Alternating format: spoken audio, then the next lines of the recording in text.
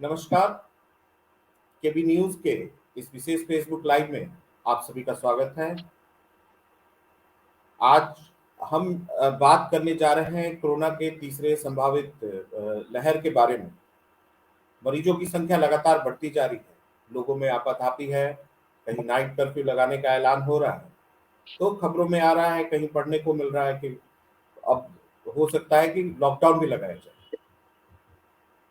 Corona से जुड़े मसलों पर हम डॉक्टर जयप्रकाश से बात करने जा रहे हैं। डॉक्टर जयप्रकाश का एक छोटा सा परिचय मैं करा दूं।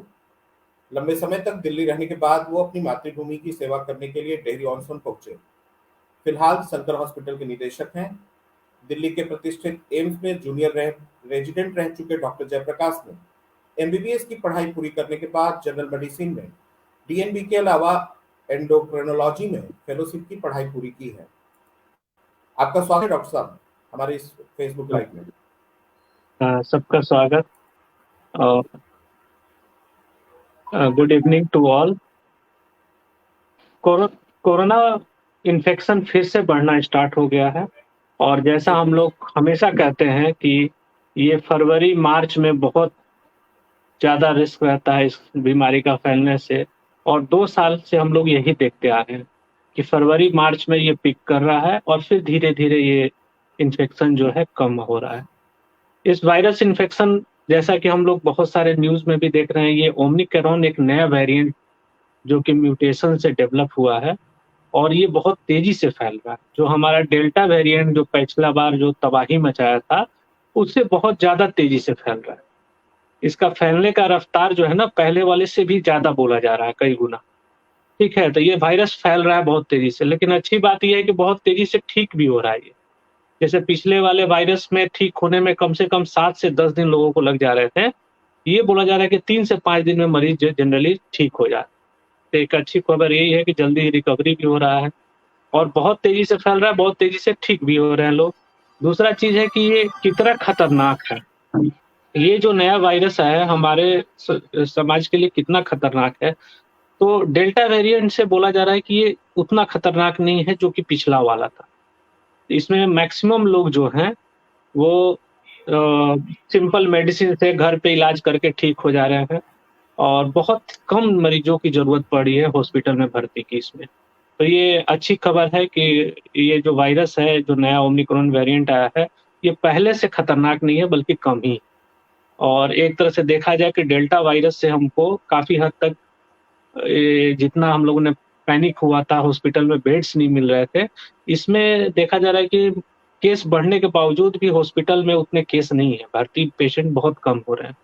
यही फायदा है, इसी से पता लग रहा है कि ये उतना खतरनाक नहीं है।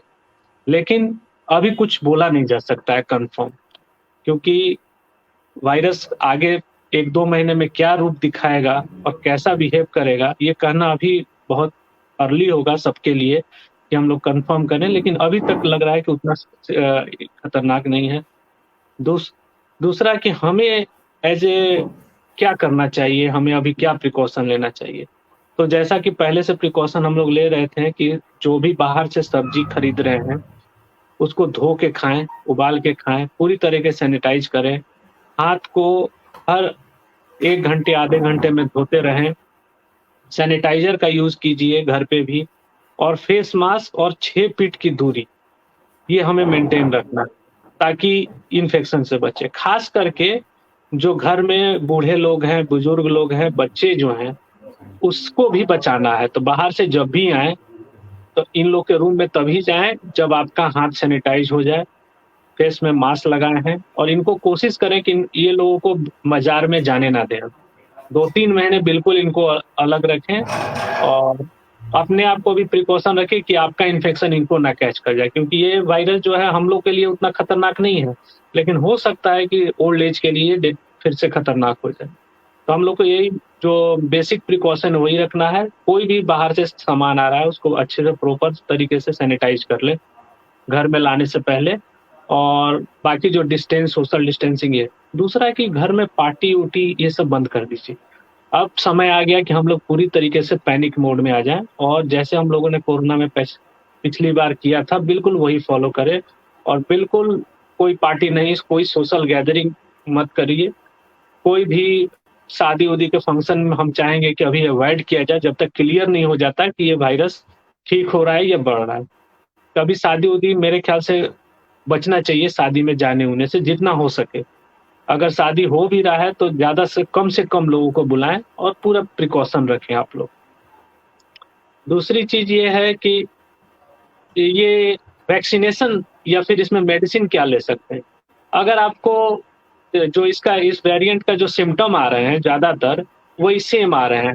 ज़्यादातर मरीजों को खाँसी तक भी नहीं हो रहा है इस वायरस में, ठीक है? ज़्यादातर बोल रहे हैं कि हल्का-सा फ़ीवर आ रहा है, बॉडी पेन हो रहा है और हल्का-सा सर्दी है, खाँसी बहुत कम लोग बोल रहे हैं। कफ़ उतना नहीं है, लेकिन हो रहा है, कुछ लोगों में कफ़ भी हो रहा है।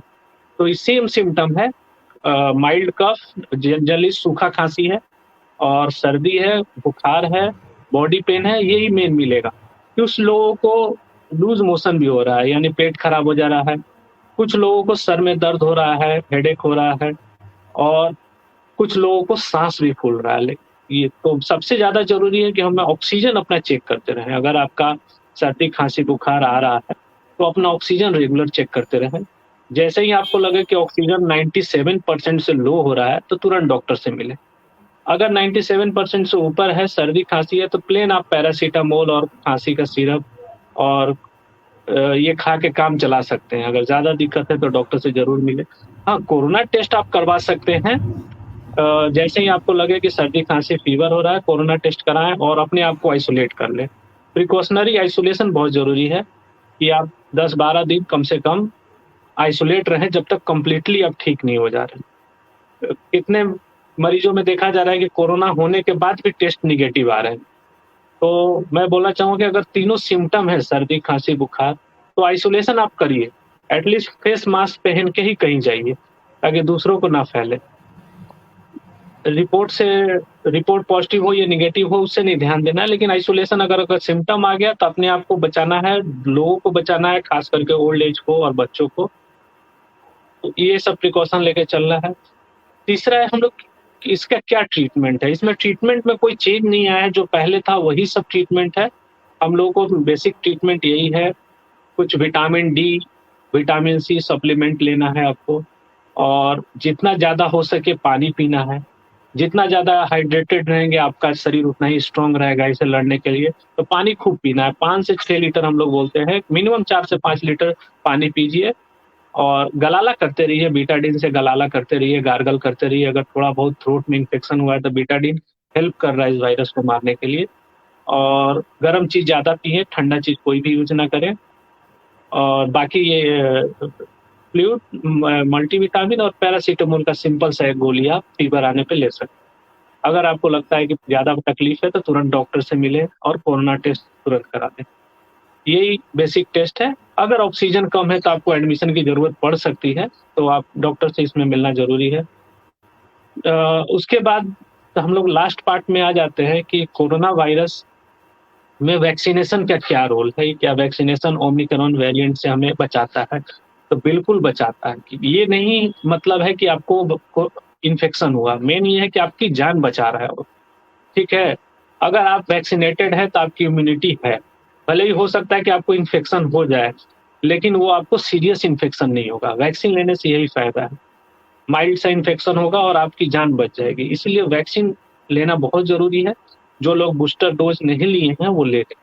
क्योंकि आपका कहीं न कहीं आपकी जान बचा रहा है। भले इन्फेक्शन हो जाए कोरोना का, लेकिन सीरियस इन्फेक्शन नहीं हो रहा है, ख़ास करके जो लोग वैक्सिनेटेड हैं। और ओल्ड एज हो, डायबिटिक हो, कोई भी बीमारी हो, सब कोई वैक्सीन ले सकते हैं। वैक्सीन किसको नहीं लेना है? जिनको सर्दी, खाँसी और फ़ीवर हुआ है रिसेंटली 1 वीक्स में। 1 हफ्ते के अंदर अगर आपको सर्दी, खाँसी, बुखार हो रहा है, तो आप मत लें। वो तब तक ना लें, जब तक आप पूरी तरह से ठीक नहीं हो जा रहे वैक्सीन। और ये जो नए वेरिएंट है, उसके लिए अभी रिसर्च चल रहा है कि हमें कितना बचाएगा। ये नए वेरिएंट के साथ ये वैक्सीन कितना प्रोटेक्शन देगा, अभी तक क्लियर नहीं हुआ है कहीं पे भी। अभी भी स्टडी चल रहा है कि हमें कितना बचाएगा, क्या करेगा। लेकिन एक चीज़ क्लियर है कि हमें सीरियस इन्फेक्शन से बचा लेता है वैक्सीन, चाहे कोई भी वेरिएंट हो कोरोना का, हमें सीरियस इन्फेक्शन होने से ये वैक्सीन ज़रूर बचाता है। इसलिए वैक्सीनेशन बहुत ज़रूरी है। नहीं लिए हैं, तो लोगों से अनुरोध है कि जल्द से जल्द और इस चीज़ को फ़ॉलो करें। अगर कोई सवाल है तो पूछ सकते हैं। आप एक सवाल एक अंतिम सवाल पूछना चाहता हूँ।